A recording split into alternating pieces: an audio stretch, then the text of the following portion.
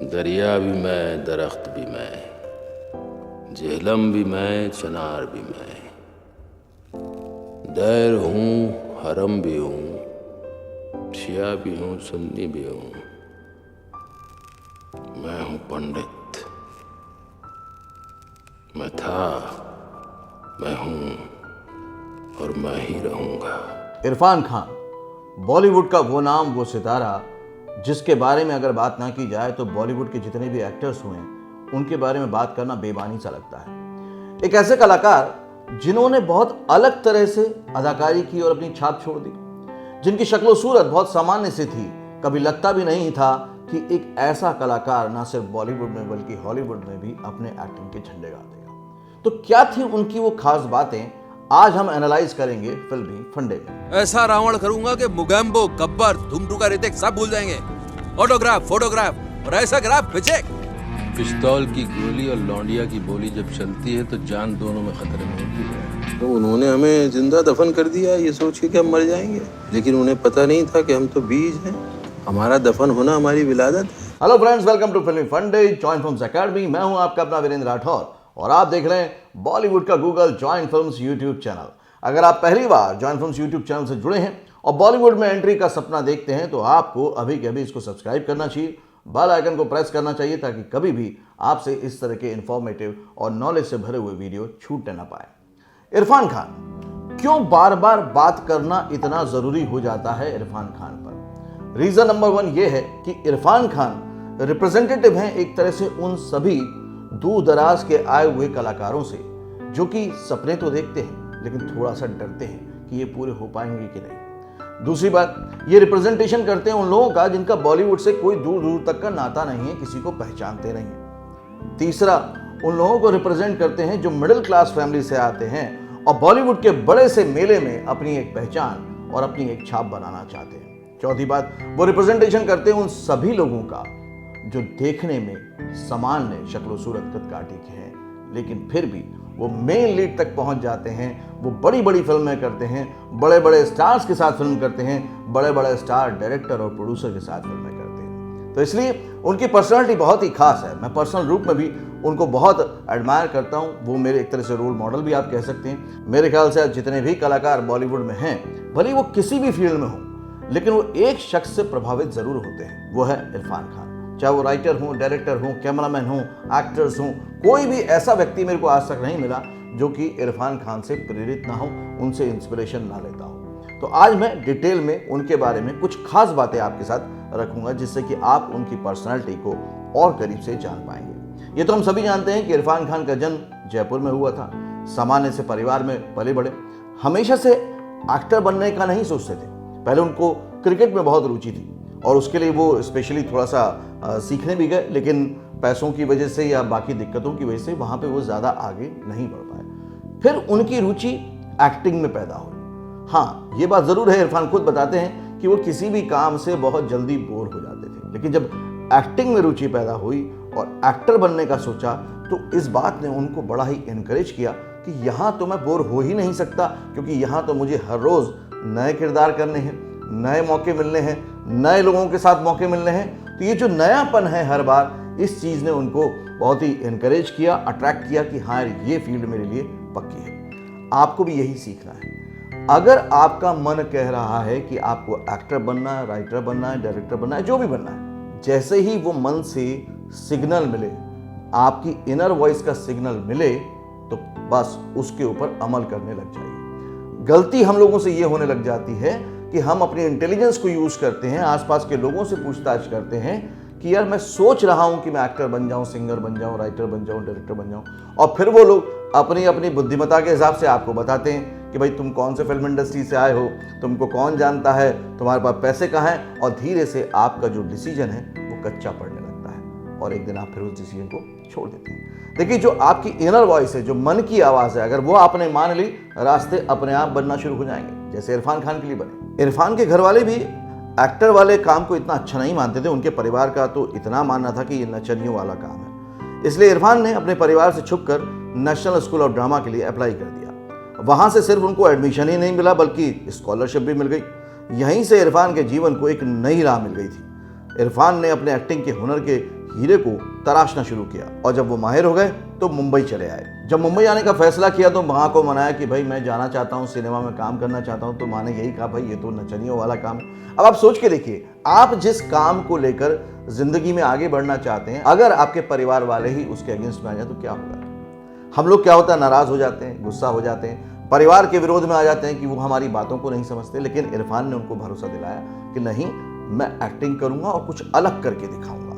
देखिए, जब ये सपना आपने चुना है तो परिवार को मनाना, उनको समझाना भी पूरी तरह से जिम्मेदारी अपनी है। खास तौर से इसलिए बोल रहा हूँ कि आज मेरे पास बहुत सारे कमेंट्स आते हैं। मैं जब जूम पे वर्कशॉप्स करता हूँ तब बहुत सारे लोग आते हैं, सर हमारे पेरेंट्स नहीं मानते। देखिए, वो सपना आपने देखा है, आपको उनको मनाना होगा, ये आपकी जिम्मेदारी है पूरी तरह से, क्योंकि उनको मालूमात नहीं है पूरी तरह से तो वो कई बार ऐसा सोचते हैं। लेकिन अगर आप अपने हुनर पर बिलीव करते हैं तो आपको शुरू में तो अकेले चलना ही पड़ेगा, इसके लिए तैयार हो जाइए। तो इरफान भी मुंबई चले आए, स्ट्रगल करना शुरू किया। काम तो फिल्मों में करना चाहते थे लेकिन मिल नहीं रहा था। लेकिन टीवी में छोटे छोटे काम मिलने शुरू हुए, जैसे कि भारत एक खोज में, चंद्रकांता में और बहुत सारे सीरियल्स में छोटे छोटे रोल मिले। रोल वहां पर भी मेन लीड नहीं मिल रहे थे, लेकिन काम करना है तो करना है। आपका मेन गोल मेन लीड हो सकता है, आपका मेन गोल फिल्म हो सकती है, लेकिन उसके रास्ते में अगर टीवी सीरियल्स आ रहे हैं, वेब सीरीज आ रही हैं, एड फिल्म्स आ रही हैं, तो उनको नज़रअंदाज मत कीजिए। इस वजह से बहुत सारे कलाकारों का करियर पूरी तरह से तबाह हो गया है। इरफान अपने टैलेंट के पक्के थे, इरादे के पक्के थे, और मुंबई एक ही तरह के व्यक्ति को पसंद करती है, जो अपने हुनर का भी पक्का हो और इरादों का भी पक्का हो। अगर आप हुनर के पक्के हैं लेकिन इरादा मजबूत नहीं है तो भी आप यहां पर टिक नहीं पाएंगे। और ये तभी हो सकता है जब आपका हुनर पक्का हो। ये दोनों एक साथ चलते हैं, साइकोलॉजी को समझिएगा। जैसे मैं जब भी एक्टिंग क्लासेस या बाकी क्लासेस लेता हूं तो उसमें सक्सेसफुल माइंडसेट पे ज्यादा जोर देता हूं, क्योंकि यहां करियर बनाना अपने आप में एक टेक्निकल और क्रिएटिव स्किल सीखना तो है ही, साथ ही साथ साइकोलॉजिकली स्ट्रांग होना भी बहुत जरूरी है, क्योंकि आपको हर बार वो नहीं मिलेगा जैसा आप चाहते हैं और आपको वहां पर टिके रहना होगा, जैसे इरफान टिके रहे। शुरुआत में उनको फिल्मों में काम नहीं मिला था, टीवी में काम किया, क्योंकि जो मिला वो किया। इसके बाद जो इनको एक फिल्म मिली वो थी सलाम बॉम्बे। इस फिल्म में उन्हें एक बहुत ही छोटा सा रोल मिला था, लेकिन हम इरफान को जानते हैं, उन्हें रोल कोई भी और कितना भी छोटा क्यों ना दिया जाए, वो अपनी छाप छोड़ ही देते हैं। सलाम बॉम्बे के बाद भी उनके करियर को रफ्तार नहीं मिल पा रही थी। जैसी फिल्में उन्हें चाहिए थी, जिसके काबिल थे, वैसे रोल नहीं मिल रहे थे। जैसे तैसे छोटे छोटे रोल करके मुंबई में डटे रहे। इन्हीं छोटे मोटे रोल्स के दम पर उन्हें 2001 में एक ब्रिटिश फिल्म का ऑफर मिला। इस फिल्म ने उनकी दुनिया ही बदल दी। इस फिल्म को दुनिया भर के अंतर्राष्ट्रीय फिल्म समारोह में दिखाया गया और जहां भी दिखाया गया वहां पर इरफान को एक नई पहचान मिली। डायरेक्टर्स की नजर इस अनोखे एक्टर पर पड़ी और उन्हें खूब पसंद आया। मैं अनोखा शब्द इसलिए यूज कर रहा हूं क्योंकि इरफान अपनी एक्टिंग के अनोखेपन के लिए ही जाने जाते हैं। इसके बाद आई फिल्म हासिल, जिसमें उन्होंने नेगेटिव किरदार निभाया और यहीं से पूरी तरह से उनकी दुनिया चेंज हो गई। दर्शकों ने इस नेगेटिव किरदार में उनको हीरो से भी ज्यादा पसंद किया। इस फिल्म की पहचान ही इरफान की वजह से है। और इतना ही नहीं, इस रोल के लिए उनको बेस्ट नेगेटिव किरदार का उस साल का फिल्म फेयर का अवार्ड भी मिला। अब दुनिया बिल्कुल वैसी हो चुकी थी जैसा इरफान चाहते थे। आप भी अगर यहां पर करियर बनाना चाहते हैं तो आपको भी सब्र रखना होगा। जोश भी चाहिए और सब्र भी चाहिए। जोश चाहिए कि जब काम नहीं मिल रहा, अपनी मर्जी का नहीं मिल रहा, तब भी जो मिल रहा है उसको पूरे जोश के साथ करेंगे। और सब्र तब तक जब तक कि हमें वैसा ना मिल जाए जैसा हम चाहते हैं। फिर उनको मेन लीड रोल भी मिलने लग गए। रोग फिल्म में उनको मेन लीड मिला।